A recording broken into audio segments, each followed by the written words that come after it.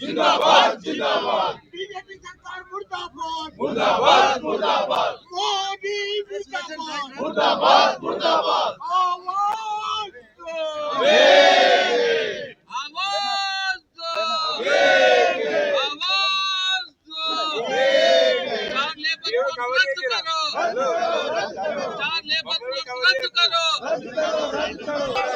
NPS UPS रद्द करो NPS UPS रद्द करो ओपीएस लागू करो ओपीएस लागू करो केंद्र सरकार वोट पे आओ केंद्र सरकार वोट पे आओ वोट पे आके लेबर कोड रद्द करो केंद्र सरकार वोट पे आके लेबर कोड रद्द करो केंद्र सरकार वोट पे आके लेबर कोड रद्द करो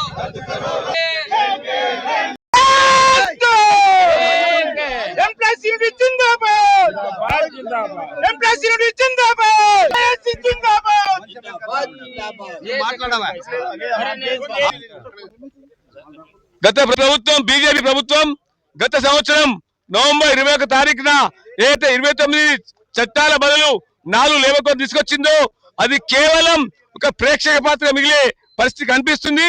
ఇలా చట్టాలు ఉన్నాయా లేవా అంటే ఖచ్చితంగా కూడా కార్మిక సంఘాలు నిర్వహణకు ఉపయోగపడుతూ కేవలం పెట్టుబడిదారుల కొమ్ము గాయడానికి ఆ 4 కోడ్లు సవరించింది ప్రభుత్వము. ఖచ్చితంగా కూడా ఈ ప్రభుత్వానికి బుద్ధి చెప్పే అవసరం ఉంది. కార్మిక చట్టాలు మారకపోతే కార్మిక సంఘాల ఉనికి అయిపోతుంది.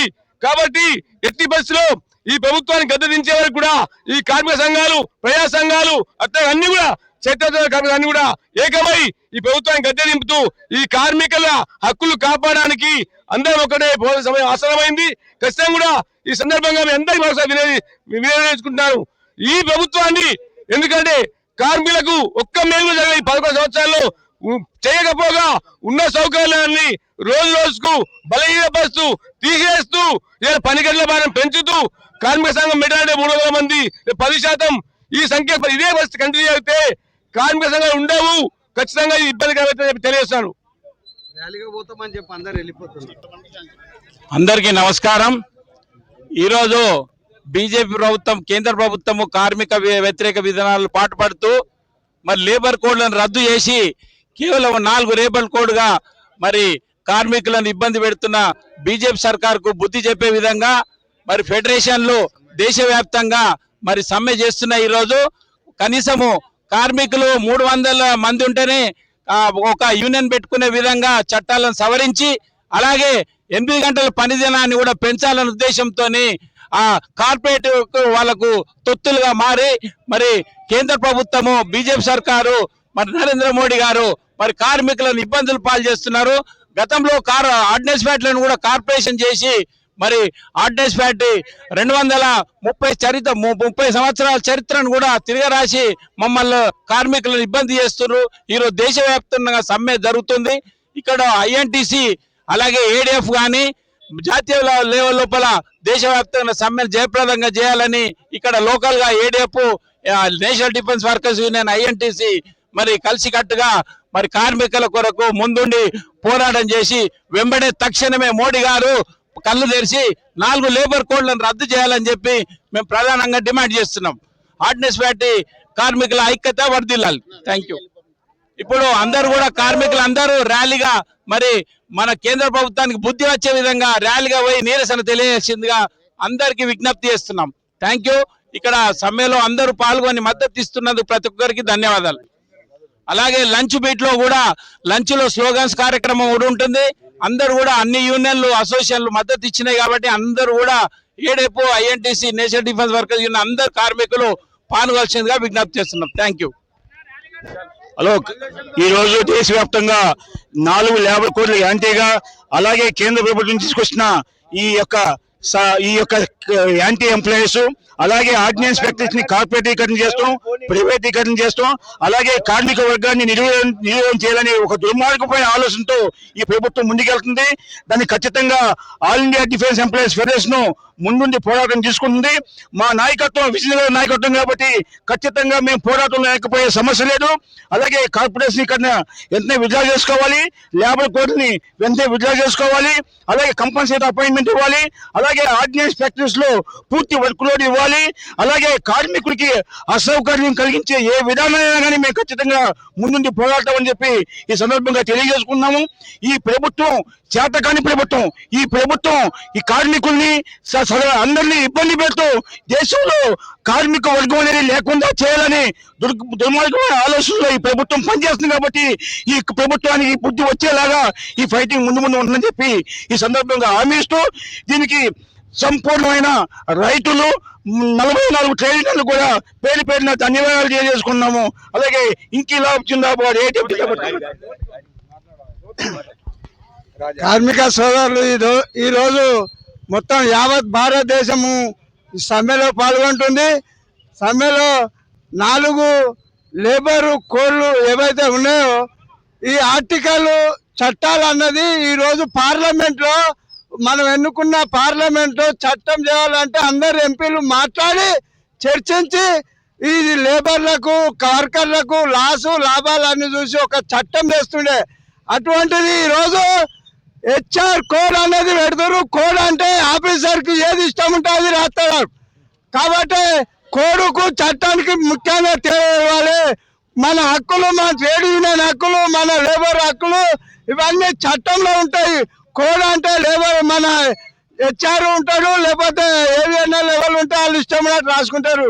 కాబట్టి ఇది కార్మికులకు లాస్. కాబట్టి మోడీ సర్కార్ కు దమ్ము ధైర్యం ఉంటే ఈ భారతదేశంలో ఏం నడుతుందంటే భారతదేశంలో విద్య ఒకటి ఫ్రీగా ఇయ్యి దమ్ముంటే ఒకటి హాస్పిటల్ ట్రీట్మెంట్ ఇవ్వాలి.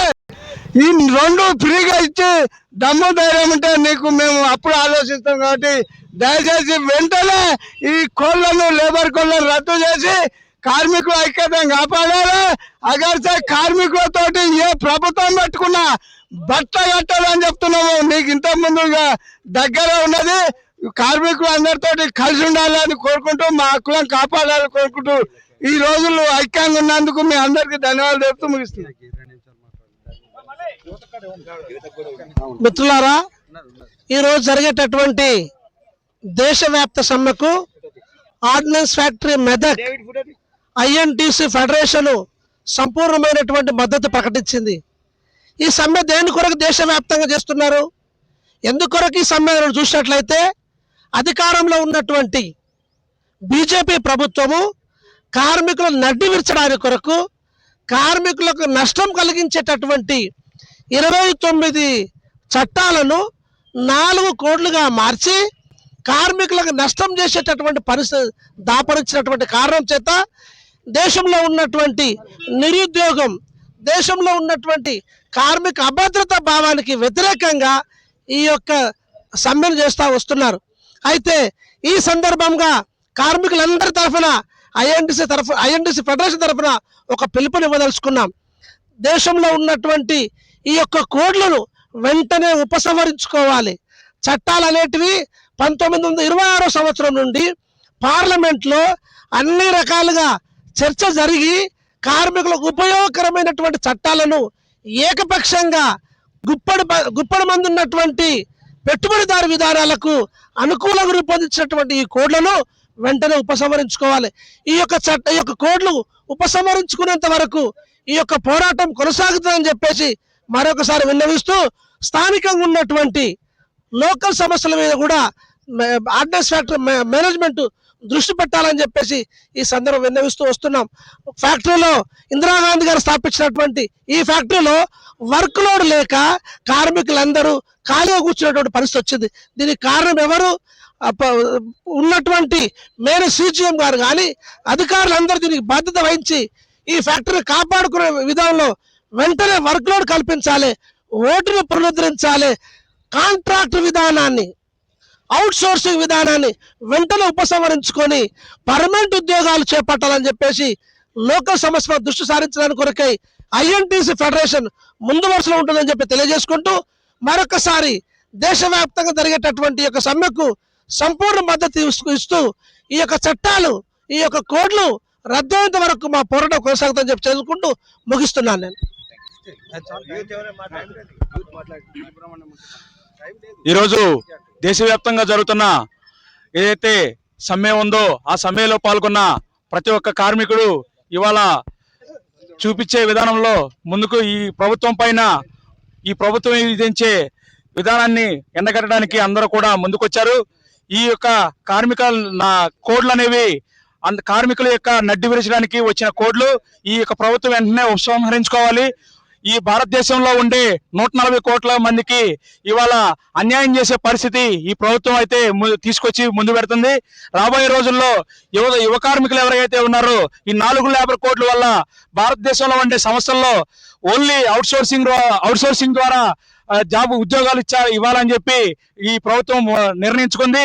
ఆ నిర్ణయాన్ని పూర్తి స్థాయిలో యువ నాయకులందరూ కూడా పూర్తి స్థాయిలో ఖండిస్తున్నాము. ఈ భారతదేశంలో కార్మికులు ఎన్నుముకై పనిచేసి భారతదేశాన్ని ఔన్నత్యానికి పాల్పడుతున్నారు. వారిని ఇచ్చేసే విధంలో పోతే గనక ఈ ప్రభుత్వాన్ని వెంటనే కూలవేసే విధంగా కార్మికులందరూ ప్రజలందరూ కూడా ముందుకు రావాలని చెప్పి తెలియజేస్తూ, అలాగే ఈ రోజు ఆర్డినెన్స్ ఫ్యాక్టరీలో పాల్గొన్న ప్రతి ఒక్క ఈ సమ్మెలో పాల్గొని సమ్మెకి మద్దతు తెలిపిన కార్మికులందరికీ హృదయపూర్వకమైన ధన్యవాదాలు తెలియజేస్తూ నాకు అవకాశం ఇచ్చిన వారికి ధన్యవాదాలు.